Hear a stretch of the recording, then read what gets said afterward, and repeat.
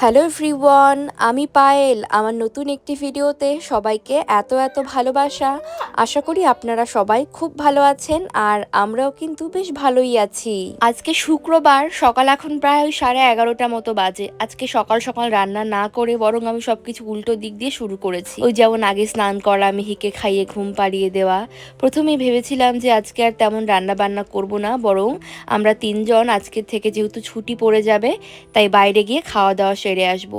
পরে আবার কি মন করলো, তাই ভাবলাম যে না, রান্না বান্না না করলে কেমন হয়। তাই স্নান সেরে সমস্ত খাতের কাজগুলো গুছিয়ে নিয়ে একবারেই না হয় রান্নাঘরে যাব। বিছানাপত্র সমস্তটা গুছিয়ে নিয়েছি, স্নান করে পুজো দিয়ে ব্যালকনিতে গাছগুলোতে জল দিলাম। এখন এলাম এই যে আমি রেডি হতে। রেডি মিন্স ওই ক্রিম ট্রিম ইউজ করা আর কি। তারপর ওই ছোট ছোট হাতের কাজগুলো যেগুলো বেডরুমে থাকে সেগুলো গুছিয়ে নেওয়া, ড্রেসিং টেবিলটা পরিষ্কার করা, এগুলো করা আর কি। তো যাই হোক, প্রথমে একটা টিস্যু দিয়ে আমি সুন্দর মতো জায়গাটাকে পরিষ্কার করে নিলাম। আর জানেন তো, আমার এই ড্রেসিং টেবিলের কাচ যে সামনেটা থাকে, মানে টপ যেটা, সেটাও যেহেতু কাচের, আর যে মিরারটা সেটা তো অবশ্যই কাচেরই হয়। তো এই দুটো একই সাথে কাচের হওয়ার ফলে খুব জায়গাটা মেস হয়ে যায়, আর তাড়াতাড়ি ডাস্টিং হয়ে যাওয়ার ফলে জায়গাটা বেশ অপরিষ্কার আর একটা টেক্সচারি ভাব চলে আসে। সবসময় আমাকে তাই পরিষ্কারের মধ্যে দিয়েই থাকতে হয়। যাই হোক, সমস্ত কাজকর্ম সেরে এখন চলে এলাম এই দিকটাতে। মিহি ওইদিকে ঘুমোচ্ছে, ওকে ঘুম পাড়িয়ে দিয়ে আমি ভীষণ আস্তে আস্তে টুকটুক টুকটুক করে কাজ করি। আজকে যেমন দেখলেন মিহি যে কাঁথায়, হলুদ কাঁথায় শুয়ে রয়েছে, ওই কাঁথাটা এতটাই পাতলা, আমি এখন আস্তে আস্তে ওকে বালিশ হিসাবে ওটাতে ব্যবহার করার জন্য অভ্যস্ত করছি। ওটা জানেন, আমার দাদা ছোটবেলায় যখন মিহির মতো ছিল তখন ইউজ করেছে। ওটা আমার মায়ের মা, মানে আমার দিদার হাতে তৈরি করা একটা কাঁথা, সেটা আমার মিহিও ইউজ করছে। এত যত্ন করে মা রেখে দিয়েছিল। এইবার যখন বাড়ি গিয়েছিলাম মিহি পেটে থাকতে, তখন ওটা আমাকে দিয়ে দিয়েছিল। ওই ধরুন চেয়ার সরানোর শব্দ, গাছের পাতা মোছার শব্দ, একটা শব্দ তো হয়, তো সেই শব্দে ভয় পাই আমি যেন উঠে না যায়। যাকে গাছগুলো আজকে জল স্প্রে করে একটুখানি আমি গাছের পাতাগুলো থেকে সুন্দর মতো টিস্যুর সাহায্যে ধুলোগুলো তুলে নিচ্ছি। গাছের পাতা যদি চকচক না করে, দেখবেন মন ভালো থাকে না, আমার তো ভালো থাকে না। তো যাই হোক, ওইদিকে শব্দ যে ভয় পাচ্ছিলাম সেটাই হলো। মিজান, ঘুম থেকে উঠে দাঁড়িয়ে পড়তে হয়। মিজান, উলি বাবলি, মিজান, মিহি এবার ঘং ঘং ঘং ঘং শব্দ করবে। মিজান, মিজান, ঘং ঘং ঘং ঘং শব্দ করে। মিজান ঘং ঘং ঘং ঘং শব্দ করে। পিটি পিটি পিটি পিটি পিটি পিটি পিটি পিটি পিটি পিটি পিটি। ইয়া মাম্মা,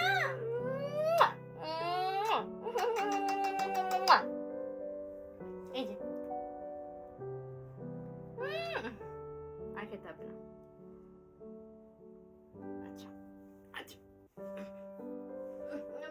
এই যে আমার মিহি যেমন আস্তে আস্তে বড় হচ্ছে, তাই ওকে এখন আমায় কোলে নিয়ে কাজ করতে কিন্তু বেশ সমস্যা হয়। সমস্যা হয় বলতে কোলে নিয়ে কোনো সমস্যা হয় না, তবে আমি যে হাতের কাজগুলো সারি সেগুলোতে যে ও খাবল দিয়ে সমস্ত কাজে আমায় সাহায্য করতে চায়, তাতেই ঘটে সব বিপত্তি। যেহেতু সকালবেলায় আমাদের দুজনের স্নান হয়ে গিয়েছে, মিহি সকালবেলায় ব্রেকফাস্ট করে দুধ খেয়ে আবার স্নান করে ঘুমিয়েছিল, তো ওই কারণে এখন যেহেতু দুপুরবেলা প্রায়, আমি এখন ওর জন্য লাঞ্চ বানাবো। আজকে লাঞ্চে ওকে আমি মাংস ভাত দেবো। মাঝে মাঝে ছুটির দিনে আমি ওকে আমাদের মতো করি মাংস ভাত, ভালো মাছ ভাত এগুলো প্রোভাইড করি। তার আগে আমাদের জন্য দুপুরের রান্না বান্নার বন্দোবস্ত করতে হবে, তো ওই জন্য আমি যেটা আজকে করব, সয়াবিন কারি বানাবো। এখানে দেখুন সয়াবিনগুলো কেমন দেখতে। এই সয়াবিনগুলো না আমি ভিয়েতনামিস একটা শপ থেকে কিনেছিলাম। প্রথমে একটা বোলের মধ্যে কিছুটা সয়াবিন আমি ভালো মতো ঈষদুষ্ণ গরম জল দিয়ে বেশ কয়েকবার ধুয়ে নিয়েছি। নিউট্রালার গুলোতে আমি সাধারণত এগুলো করি না, তবে এগুলো যেহেতু লুজ, ওই প্যাকেট খোলা অবস্থায় আবার রিপ্যাক করে পাওয়া যায়, তো ওই কারণে আমি এগুলো একবার ধুয়ে নিই। তারপর ভালো মতো ধুয়ে নিয়ে গরম জল চাপিয়ে এগুলোকে চলুন সিদ্ধ হতে বসাই। এগুলো ফুলে একেবারে ঢোল হয়। আর এই সয়াবিনগুলোর বিশেষত্ব হলো একটাই, যে নিউট্রেলার সয়াবিন থেকে এগুলো অনেক বেশি বড় আর খেতে আরো বেশি সফট। তো যাই হোক, ওদিকে সয়াবিনগুলো সিদ্ধ হতে বসিয়ে দিয়ে আমি এখন যেটা করব সেটা হলো মিহির খাবার রেডি করব। এখানে ওই যে বললাম মাংস ভাত হবে আজকে মিহির জন্য, একেবারে সুপার প্রোটিন একটা লাঞ্চ আইটেম আমি বানাবো। তো তার জন্য সবার প্রথমে আমি কিছু গাজর একদম পাতলা পাতলা স্লাইস করে নিয়েছি। একটু ছোট ছোট পিস করলে কি হয়, তাড়াতাড়ি সিদ্ধ হয়। কিছুটা পরিমাণ মাংস নিয়েছি, মুরগির এটা আমি থাই পিস নিয়েছি। এই মাংসগুলো বুকের মাংসের তুলনায় অনেক বেশি নরম হয়, আর ওই ছিবড়া ছিবড়া ব্যাপারটাও থাকে না। আর নিলাম একটু তোফু। তোফু যেহেতু সুপার প্রোটিন একটা খাবার, তাই আজকাল আমি মিহিকে এটা খুব খাওয়াচ্ছি। আর মিহি মাংস ভাতের সঙ্গে টোফু খেতেও খুব পছন্দ করে। একটু ভাত, একটু মাংস, গাজর, একটু টোফু, বেশ অনেকটা পরিমাণ খাবার, বুঝতেই পারছেন। আজকে মিহির জন্য আমি 2 বেলা খাবার একসঙ্গে বানিয়ে নিলাম।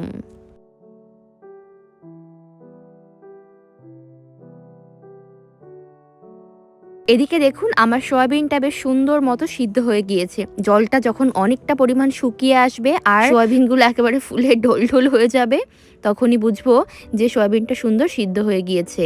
এইবার আমি যেটা করব, ঠান্ডা জল দিয়ে বেশ কয়েকবার সয়াবিনগুলোকে ধুয়ে নেব। সয়াবিন রান্না করার আগের এই প্রসেসটা একটু ঝামেলার, কিন্তু রান্না করলে খেতে তো খুব ভালোই লাগে। তবে আমি যেমন তেমন, কাঞ্চন আমার থেকেও বেশি পছন্দ করে সয়াবিন কারি খেতে। তো ভালো মতো ধুয়ে নিয়ে ঠান্ডা জল এবার আমি একটু চিপে চিপে বেশ 3-4টে মতো সয়াবিন একসাথে জল ঝরিয়ে একটা অন্য পাত্রে তুলে নিচ্ছি। অন দ্য আদার হ্যান্ড আমি এবার যেটা করলাম, মিহির জন্য খাবারটা ব্লেন্ড করে নিয়েছি। আজকাল আমি মিহিকে একদম সুপার ব্লেন্ড খাবার দেই না, বরং দানাদার দানাদার একটা ব্যাপার ভেতরে রাখি। ভাতগুলোকে কম ব্লেন্ড করি, যাতে করে ও খাবারের টেক্সচার ভালো বুঝতে পারে। ওই জন্যই এখন আমি খাবারগুলোকে কম ব্লেন্ড করি। প্রথম ভাবলাম যে না, শুধুমাত্র সয়াবিন কারিটাই বানাবো, কিন্তু তারপর ফ্রিজ খুলে দেখলাম অনেক সবজি পড়ে রয়েছে। তো সবার তো একটা গতি করতে হবে, তো এই কারণে টুকটুক করে হয়তো আজকে অনেকগুলো রান্নাই হয়ে যাবে। তো সয়াবিন কারি বানানোর জন্য সবার আগে আমি পেঁয়াজ কুচি করে নিলাম। আরও যেটা নিলাম সেটা হলো একটু বড় বড় সাইজের চেরি টমেটো। তো ওই চেরি টমেটোগুলোকে আমি বেশ ফালি ফালি করে কেটে নিলাম। এইবার আলু তো অবশ্যই দরকার সয়াবিন কারি বানানোর জন্য। আমি ছোট্ট ছোট্ট টুকরো করে আলুগুলোকে কেটে নিচ্ছি। রান্না বান্না করতে অত বেশি সময় লাগে না আমার যা মনে হয়, তবে এই কুটনো কাটা, গোছাগুছি, মশলা বানানো, এগুলোতেই যে সময় যায়। তাই সমস্ত কাজকর্ম আগে থেকে সেরে রাখলে পরের দিকে অত আর ঝামেলায় পড়তে হয় না। যাই হোক, সয়াবিন কারি বানানোর জন্য একটা ফ্রাই প্যানে আমি সাদা তেল গরম করে ফোড়ন দিয়েছি গোটা জিরে, তেজপাতা আর একটুখানি গোটা গরম মশলা। এইবার কুচি করা পেঁয়াজগুলোকে একটু নরম নরম করে ভেজে নেব। সবসময় যেমন সয়াবিন রান্না করার ক্ষেত্রে আমি যেটা করি, আলু আর সয়াবিন নুন হলুদ দিয়ে আগে ভেজে তুলে নিই, তারপরে মশলা কষাই। আজকে একটু উল্টোভাবে রান্না করছি, তবে এইভাবে রান্না করলেও খেতে খুব ভালো হয়।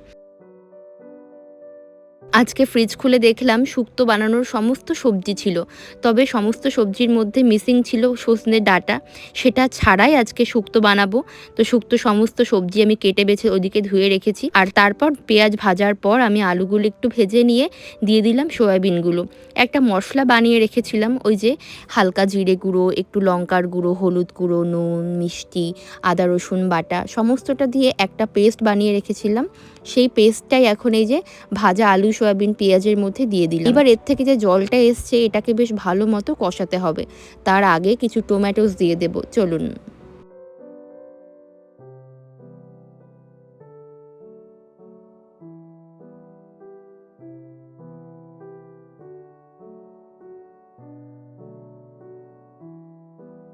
যেহেতু শুক্রবার, তাই ছুটির আমেজ আজকে থেকে শুরু হয়ে যায়। শনি রবি দুদিন ছুটি থাকলে কাঞ্চনেরও খুব ভালো লাগে। তবে রান্নাঘরে আমাকে অনেক সময় কাটাতে হলে কাঞ্চন একটু রাগারাগি করে, তাই আমি চেষ্টা করি শুক্রবারের দিনগুলোতে, সবসময় না হলেও অন্তত বেশিরভাগ শুক্রবারের দিনে আমি একটু বেশি করে রান্না বান্না করি। যেমন আজকে সয়াবিন কারিটা আমার নেবে গেল, একটু ধনে পাতা কুচি আর অল্প একটু গরম মশলা ছড়িয়ে আমি রান্নাটা ফিনিশ করব।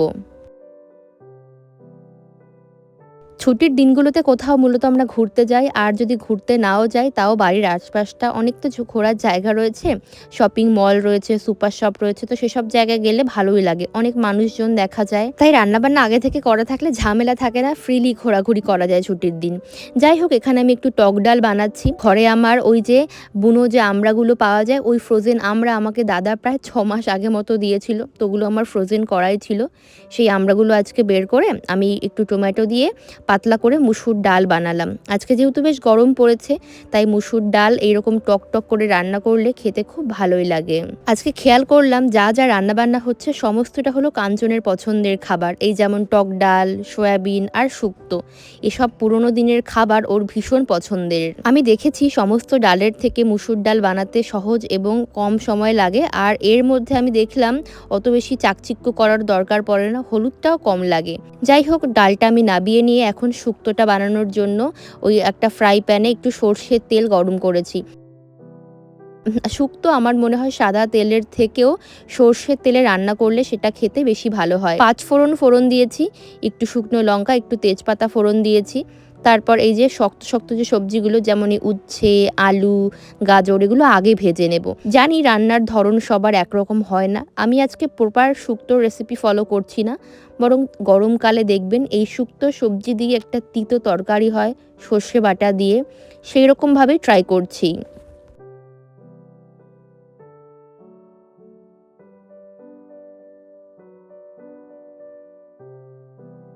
আমার মা আর বৌদি প্রতি বছর শীতকালে খুব সুন্দর এই বিউলির ডালের বড়ি দেয়। প্রতি বছর যে কত বিউলির ডালের বড়ি আমি নিয়ে আসি, কিন্তু এই বছর এই যে গেলাম যে বাড়ি, সেইবার তো আমি বড়ি আনতে পারিনি। আসলে অত ভারী জিনিসপত্র তো সঙ্গে করে আনা সম্ভব হয়নি। তাই যে কটা যা বড়ি ছিল আমি খুব সাবধানে আজকাল রান্না করছি। তার কারণ আগামী 6 মাস আমাকে এটা দিয়ে চালাতে হবে। তারপর যখন বাড়ি যাব তখন না হয় আরও সঙ্গে করে নিয়ে আসব। তো কিছু বড়ি আমাকে আগে থেকে ভেজে দিলেই ভালো হতো। আসলে বড়ি ব্যাপারটা না আমি খুব ভুলে যাই রান্নায় দিতে। তো ওই কারণে একদম শেষের দিকে দিলাম। বড়িটা আগে ভাজলে কি হয়, একটু লাল লাল ব্যাপারটা আসে, দেখতেও ভাল লাগে আর খেতেও একটা কুড়মুড়ে ব্যাপার থাকে। সমস্ত সবজি ভালো মতো ভেজে নিয়ে একে একে বড়ি দিয়ে আমি ওই যে সর্ষে পোস্ত কাঁচা লঙ্কার একটা পেস্ট বানিয়েছিলাম আর অল্প একটু চারমগজ বাটা দিয়েছিলাম, সেটা দিয়ে আরও একটু কষিয়ে নিলাম। তারপর নুন, চিনি, একটুখানি গরুর দুধ সবটা দিয়ে আমি ঢাকা দিলাম একটু ফোটার জন্য। এই ফাঁকে আমি যেটা করব, ভাতের জন্য চালটা ধুয়ে বসিয়ে দেবো রাইস কুকারে। আগের দিন দেখলাম আপনারা কেউ একজন কমেন্ট করেছিলেন এই যে আমি যে ভাত রান্না করি রাইস কুকারে, তার চালের যে জলের রেশিওটা, সেটা আমি কিভাবে ফলো করি।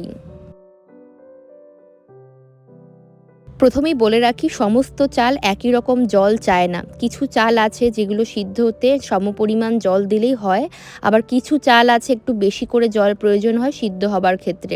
তবে আমরা যে চালটা ব্যবহার করি, ধরুন জাপানিজ আর বাসমতি, দুটো একসাথে মিক্স আপ করে আমি রান্না করি। তো জাপানিজ চালের ক্ষেত্রে যেটা হয়, চালটা যা চাল তাই জল দিলেই হয়ে যায়। কিন্তু বাসমতি চালের ক্ষেত্রে আবার তা হয় উল্টো। ওই কারণে বাসমতি চালে একটু বেশি করে জল দিতে হয়। এখন আমি যেটা করলাম, 3.5 কৌটা চাল নিয়েছি রাইস কুকারে, সমস্ত চাল মিলিয়ে 3.5 কৌটা হয়েছে।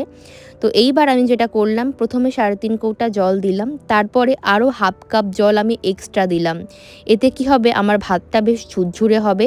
আর যে বাসমতি চালটা ব্যবহার করি, ওই চালটা যেহেতু জলটা বেশি অ্যাবজর্ব করে, তাই একটু বেশি জল দিলে ভাতটা পরের দিকে একটু সুন্দর সফট আর একটা খিলা খিলা ব্যাপারটা হয়। যাকে এদিকে দেখুন আমি শুক্তোটাও প্রায় নাবিয়ে নেব। শুক্তোটা আমার হয়েই গিয়েছে, টকবগিয়ে ফোটার পর যখন দেখলাম সবজিগুলো সমস্ত গলে গিয়েছে অথচ অক্ষত রয়েছে, সেই সময় আমি একটু 5 ফোড়ন গুঁড়ো আর একটু ঘি দিলাম। এই দুটো জিনিস দিলে শুক্তোর স্বাদ একেবারে স্বর্গীয় হয়ে যায়।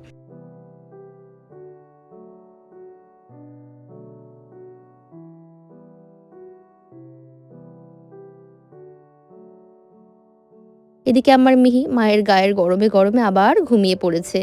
এদের আর কি ডিউটি, এই তো সাধের জীবন, ঘুমোবে, খাবে, আদর করবে, সবটা হলো মায়ের ওপরে।